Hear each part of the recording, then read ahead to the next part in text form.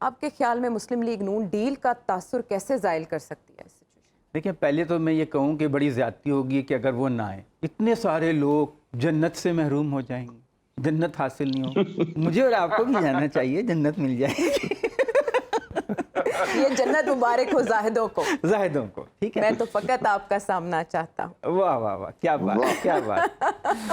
بہت تو کل سے جنت جنت بہت کرے۔ جنت جنت ہے، ہم تو اسد الرحمان عدنان صاحب کی جہاں تقریر، کسی کا نام بھی سنتے ہیں نا جنت، ہاں جی، اب وہیں پہ یہ ٹکٹ لینے کے چکر میں ہوتا ہے کہ ٹکٹ مل جائے۔ ٹکٹ مل جائے۔ اسد الرحمان صاحب نے جب سے جنت کی نوید سنائی ہے نا، بس میں تو جنت کی تلاش میں ہوں، اور وہاں پھر بہت کچھ ہوگا، شہد بھی ہوگا اور بڑا کچھ ہوگا۔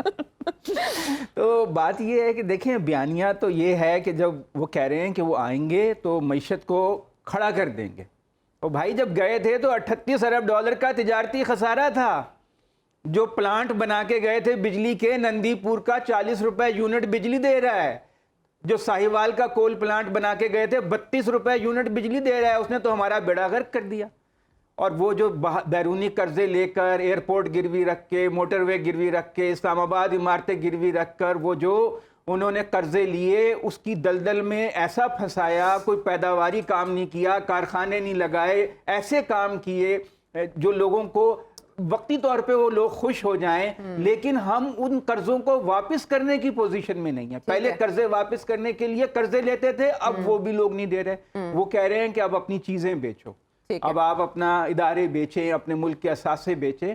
تو یہ آج جہاں ہم جس پستی میں گرے ہوئے ہیں، یہ انہی کی تو مہربانی تو ہے۔ یہ جنت صاحب کہہ رہے ہیں وہ لائے جا رہے ہیں، تو کون لا رہا ہے پھر انہیں، اگر یہ سب کچھ نہیں آپ عدنان صاحب آپ یہاں بتائیں گے میرے کہ پر جلتے ہیں، مجھے اب میں ماڑا بندہ ہوں، مجھ سے ایسے سوال نہ اچھا جنہوں نے کہا ہے وہ لائے جا رہے ہیں وہ خود لا رہے ہیں۔ رانا صاحب بتائیں گے، رانا صاحب بتائیں گے۔ میں بڑا بندہ ہوں، مجھ سے ایسے سوال نہ پوچھا کریں۔ میں نے یہ نہیں کہا جی کون لا رہا ہے، میں تو نہیں آپ سے پھر ہم نے پوچھنے کی جرت بھی نہیں کی کہ کون لا رہا ہے، کیونکہ آپ کے منہ سے یہ بات آ رہی ہے تو وزن رکھتی ہے۔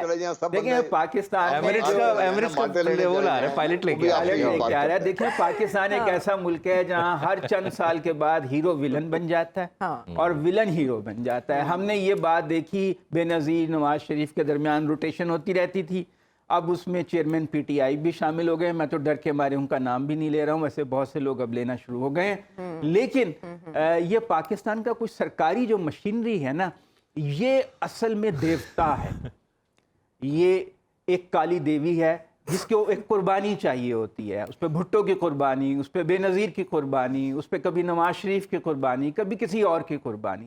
کالی دیوی اپنی جگہ موجود ہے۔ یہ جو پاکستان کی ریاستی مشینری اور سرکاری نظام ہے، یہ بالا تر ہے، بالا دست ہے، اس کو آپ نہیں چھیڑ سکتے۔ باقی جج جب بدلتا ہے تو ہمارے قانون کی تعبیر بدل جاتی ہے، قانون ہی بدل جاتا ہے، آئین ہی بدل جاتا ہے، جج بدلتا ہے تو سب کچھ بدل جاتا ہے۔ اگر جج جو ہے وہ افتخار چودھری ہوگا تو آئین کچھ اور ہوگا، ثاقب نثار ہوگا تو آئین کچھ اور ہوگا، قاضی فائز عیسیٰ ہوگا تو آئین کچھ اور ہوگا۔ محترم قاضی فائز عیسیٰ، جہاں جہاں چیف بدلتا ہے اسکرپٹ بدل جاتی ہے۔ اور یہ جو ہمارے ابو ذر سلمان نیازی ہیں نا، قانون تو ان کے گھر کی لونڈی ہے۔ کن کے؟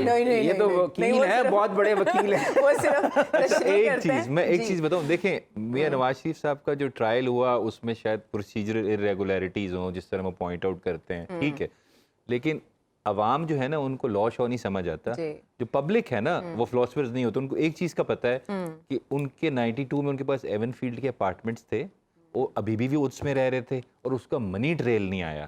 لوگ بے وقوف نہیں ہیں، لوگوں کو سب پتہ ہے، سو اس کا جواب ابھی تک نہیں آیا۔ جب تک وہ جواب نہیں آئے گا ووٹ کسی نے نہیں دینا۔ ایران بھی بہت کینلی دیکھ رہا ہے ساری سچویشن کو، اور رشیا نے اس حملے کو غیر انسانی فیل قرار دیا ہے۔ ان کی انکلوژن ہو سکتی ہے اب نیکسٹ؟ دیکھیں ایران کے وزیر خارجہ جو ہیں وہ سعودی عرب گئے ہیں، ان سے مشاورت کے لیے۔ بڑی ایک ایسی بات ہے جو کہ جس کا پہلے سوچا بھی نہیں جا سکتا تھا، اور اب ایران ہر کام جو ہے وہ سعودی عرب کی مشاورت سے کر رہا ہے اور بہت پھونک پھونک کے قدم رکھ رہا ہے۔ گو انہوں نے کہا ہے کہ ہم بھی شامل ہو سکتے ہیں، لیکن مسلمان ممالک جو ہیں 50 سے زیادہ وہ بس بات چیت کی حد تک کی مدد کر رہے ہیں OIC اجلاس سے کوئی نتیجہ عملی، نکلے گا؟ یعنی اب تک تو یہ بھی نہیں ہے کہ یہ کوئی وہاں پر ایئر لفٹ کر سکیں، دوائیں، کوئی خوراک، کوئی مطلب ایسی ضروری چیزیں جس کی ان کو غیر ضرورت معمولی ہے۔ اقدامات، اور خود غیر اسرائیل معمولی نے حالات کہا کے تھا کہ پیش نظر۔ 20 ہسپتال جو ہیں ان کو حماس یوز کرتی ہے اٹیک کرنے کے لیے، تو وہ خالی کر دیے جائیں۔ تو وہ تو خود پہلے کہہ چکے تھے کہ ہم ہسپتالوں پہ اٹیک کریں گے، آپ انہیں خالی کر دیں۔ ٹھیک ہے۔ اور کل انہوں نے 200 جگہوں پہ کہا کہ ہم نے بمباری کی ہے، ان میں سے ایک وہ ہسپتال بھی تھا۔ وہ طاقتور ہے، امریکہ میں کوئی صدر نہیں بن سکتا جب تک امریکہ کے یہودی اس کو فنڈنگ نہ دیں۔ تو ہر امریکی صدر جو ہے وہاں پہ یہودی لابی کو خوش کرنے کے لیے، اس کی فنڈنگ حاصل کرنے کے لیے الیکشن میں ان کو وہ پیمپر کرتا ہے اور ان کے ساتھ وہ جو ہمدردی کا اظہار کرتا ہے، کیونکہ اس کے بغیر کوئی صدر وہاں بن نہیں سکتا ہے، ان کا وہاں پہ ہولڈ ہے۔ تو اب یہ جو مسلمان ممالک ہیں یہ کمزور ہیں اور ان کے پاس فوجی طاقت نہیں ہے، معاشی طور پہ بھی کمزور ہیں، تو اس لیے اب آپ دیکھیں چائنا میں کتنا بڑا اجتماع اس وقت ہو رہا ہے۔ جی چائنا کیا کر رہا ہے اور امریکہ ادھر اسرائیل میں کیا کر رہا ہے؟ چائنا $100 ارب کا کہہ رہا ہے کہ ہم مزید انویسٹمنٹ کریں گے BRI پہ، اور امریکہ جو ہے $100 ارب مختص کر رہا ہے یوکرین جنگ کے لیے اور فلسطین کے اسرائیل کی امداد کے لیے۔ امریکہ کی جو ہے انڈسٹری، جو کہ ان کی اسلحہ ساز انڈسٹری ہے، اس کو یہ ضرورت رہتی ہے کہ ہر وقت کوئی نہ کوئی چھوٹی موٹی کہیں دنیا میں جنگ سلگتی رہے اور وہ اس کو اسلحہ فراہم کرتے رہیں۔ امریکہ میں بہت اچھی بڑی سیولائزیشن ہے، اس کا بڑا کنٹریبیوشن بھی ہے، لیکن یہ اس کی نیگیٹو سائیڈ ہے، یہ اس کی ڈارک سائیڈ ہے۔ اور افسوس کی بات یہ ہے کہ ہم 50 سے زیادہ مسلمان ملک، ٹھیک ہے آپ ان سے جنگ نہ کریں، کم سے کم ان کو انسانی ہمدردی کی بنیاد پر آپ ان کو امداد تو پہنچا دیں، دوائیں تو پہنچا دیں، خوراک تو پہنچا دیں، پانی تو پہنچا دیں۔ یہ تو اس قابل بھی نہیں ہے، یہ تو اس قابل بھی نہیں ہے، صرف باتیں کرنے، ریزولوشن پاس کرنے کے قابل ہیں۔ ریزولوشن پاس کر لیں گے، اب OIC کا اجلاس ہوگا، اس میں لمبی لمبی باتیں ہوں گی، ہم مذمت کرتے ہیں، ہم یہ کرتے ہیں، ہم وہ کرتے ہیں۔ پہلی بات تو یہ ہے کہ حماس کو پریویل کر کے آپ منع کرتے کہ یہ آپ راکٹ نہ ماریں۔ آپ کو جب پتہ ہے کہ آپ مقابلہ نہیں کر سکتے تو آپ کیوں ایک پنگا لے رہے ہیں ان سے؟ لیکن اگر آپ نے پنگا لیا ہے، 1000 سے زیادہ آپ نے بچے مروا لیے، میں کہتا ہوں رات کو نیند نہیں آتی ہے جب آپ بچوں کی وہ شکلیں دیکھتے ہیں اور وہ جو امیجز دیکھتے ہیں، جو ویڈیوز دیکھتے ہیں۔ لیکن اتنا بڑا انسانی پروٹیسٹ بہت ہو رہا ہے، پبلک لیول پہ بہت پروٹیسٹ ہو رہا ہے، لیکن جو رولرز ہیں ہمیں وہ انٹرسٹڈ دکھائی نہیں دے رہے۔ ایسا لگتا ہے کہ ان کے مفادات ان کے پیش نظر ہیں۔ it seems like جو قانون ہے، انٹرنیشنل لا آف وار ہے، وہ اسرائیل پہ اپلائی نہیں ہوتا۔ ایئر سپلائی بند، روڈ سپلائی بند آپ نے کر دی، آپ نے سی روٹ بند کر دیا، بجلی بند کر دی۔ انسانیت کے کچھ قانون ہوتے ہیں، یہ وار کرائمز ہیں، these are war crimes۔ Borders بند کر دیے ہیں۔